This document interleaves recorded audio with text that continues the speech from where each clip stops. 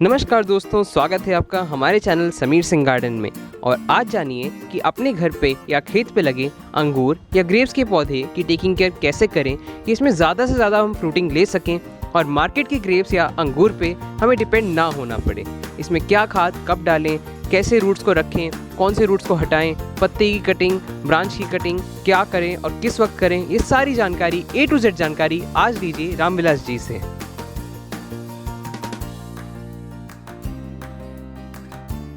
दिखा रहा हूँ हमारे ग्रेप्स का प्लांट लगा हुआ है। ये ग्रेप्स की बेल है अंगूर की, और अंगूर की बेल इतना ग्रोथ है, इसमें अभी बरसाती सीजन में अच्छी ग्रोथ आएगी और प्लांट जो है स्ट्रांग हो जाएगा। तो इसके लिए क्या है कि इसको ग्रोथ के लिए न्यूट्रिशन चाहिए, मतलब जो भी खाद और हमें देना है अभी हम डाल देंगे। साल में 2 बार मैं बताता हूँ, एक बार जुलाई और एक बार जनवरी।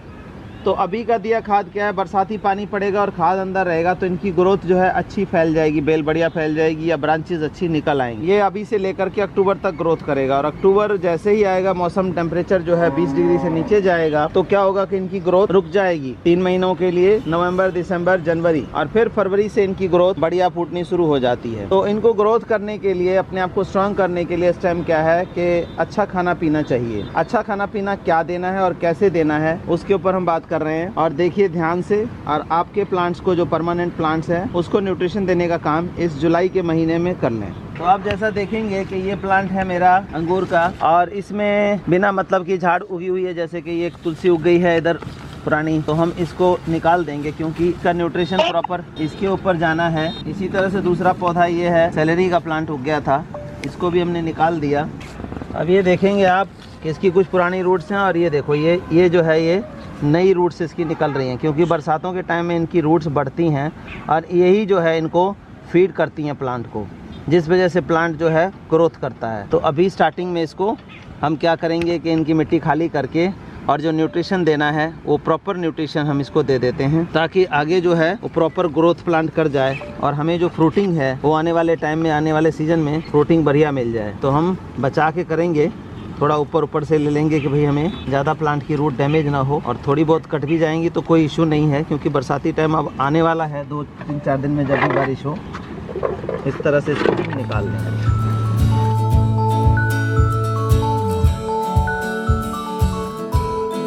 ये हमें ऐसा इसलिए करना पड़ता है कि इसका जो हम न्यूट्रिशन देंगे वो डायरेक्ट रूट तक पहुँचे, या कुछ जो एक्स्ट्रा रूट है, डेड रूट्स हैं, वो भी इसकी निकल जाएगी, यानी कि रूट प्रूनिंग भी हो जाएगी इसकी, और हमारा फर्टिलाइज़र देने का काम हो जाएगा। अब इसके जैसे देखिए जड़ में से निकली हुई हैं कुछ ना ब्रांचेस, इस ब्रांचेस को हम यहाँ से कट कर देंगे ताकि इसकी हवा पानी जो है पूरी तरह से लग जाए इसमें।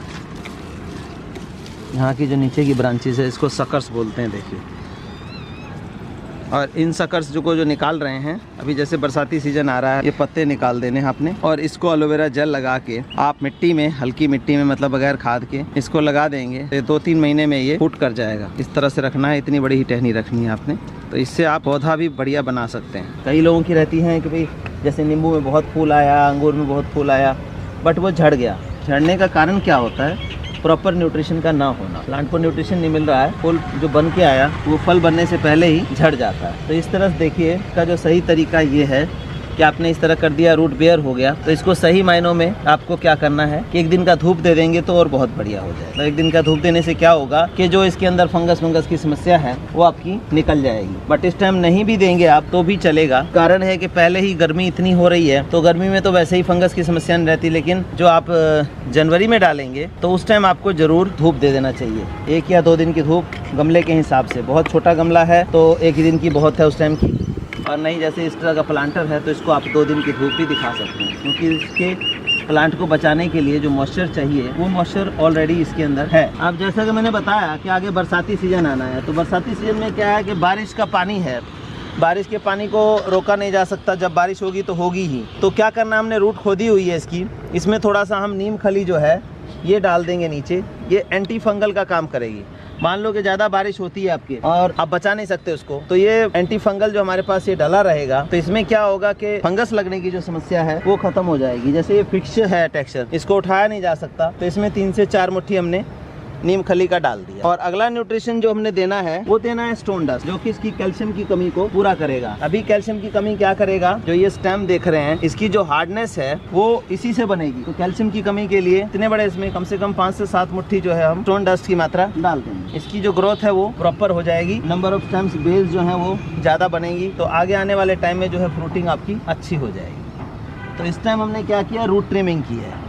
लेकिन जो हम जनवरी में डालेंगे उसमें हम रूट ट्रिमिंग नहीं करेंगे। उस टाइम रूट को हमें डिस्टर्ब नहीं करना है, सिर्फ हमें न्यूट्रिशन देना है खोद के हवा लगा। उस टाइम हम करेंगे स्टेम ट्रिमिंग, जो एक्स्ट्रा स्टेम्स निकली होंगी उसकी ट्रिमिंग करेंगे। तो ये 2 चीजें हमने डाल दी। अब तीसरी चीज जो है न्यूट्रिशन के लिए हमने डालनी है, जिसमें सारे माइक्रो और मल्टी न्यूट्रिशन आ जाता है, जो लीफ कंपोस्ट है उसके अंदर ये सब चीज़ें आ जाती हैं। अगर लीफ कंपोस्ट आपके पास नहीं है तो उसका अल्टरनेट तो यही है कि आपके पास गोबर खाद पुरानी या फिर जो बर्मी कंपोस्ट है वो डाल सकते हैं आप इसमें।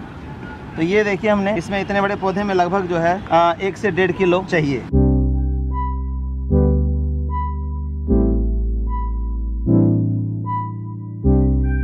और ये देना प्रॉपर फैला के देना है, क्योंकि जो रूट्स हैं वो इवनली मिल सके उनको, जहाँ जहाँ फैली हुई है। ये कोई एक जगह डालेंगे तो उन रूट्स को मिल जाएंगी, तो पार्शियल ग्रोथ होगी, इसलिए इसको डिवाइड करके पूरे में मतलब फैला के देना है आपने। तो ये तो हमारा डल गया 1 से 1.5 किलो। इतने प्लांटर में ये 2 बाई 2 का प्लांटर है हमारा, और लगभग जो है 1 से 1.5 फुट गहरा है। तो इसमें हमने ये चीज़ें डाल दी, और कभी भी खाद डाल के आपने ऊपर नहीं छोड़ना है। इसको क्या करना है, आपने ढकना है प्रॉपर तरीके से। जो हमने मिट्टी निकाली थी वही मिट्टी डाल सकते हैं, अगर आपके पास दूसरी मिट्टी अवेलेबल है तो वो भी डाला जा सकता है।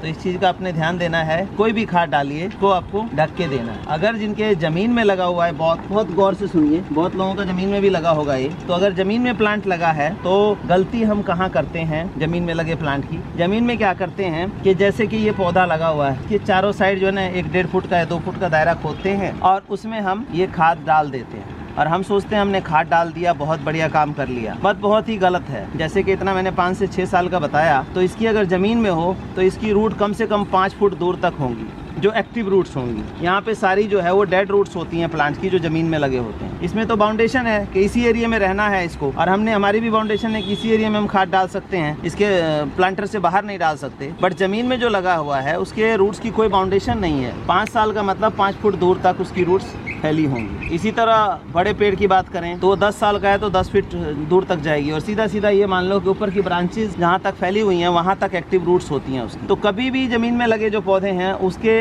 1-2 फुट के दायरे में या 3 फुट के दायरे में आप खाद मत डालिए, वो बेकार है, वेस्ट है आपका, कोई काम नहीं करेगा प्लांट्स के लिए। तो हमेशा इसमें डालिए। तो जितना बड़ा प्लांट है उसकी जहाँ तक ऊपर की ब्रांचेस जा रही हैं वहाँ एंड में जा करके इनकी जो एक्टिव रूट्स होती हैं, जो न्यूट्रिशन लेती हैं वो होती हैं। तो इस तरह से खोद करके और उनको डालिए। ये बात आप नोट डाउन कर लें तो बहुत बढ़िया रिजल्ट इसका मिलेगा।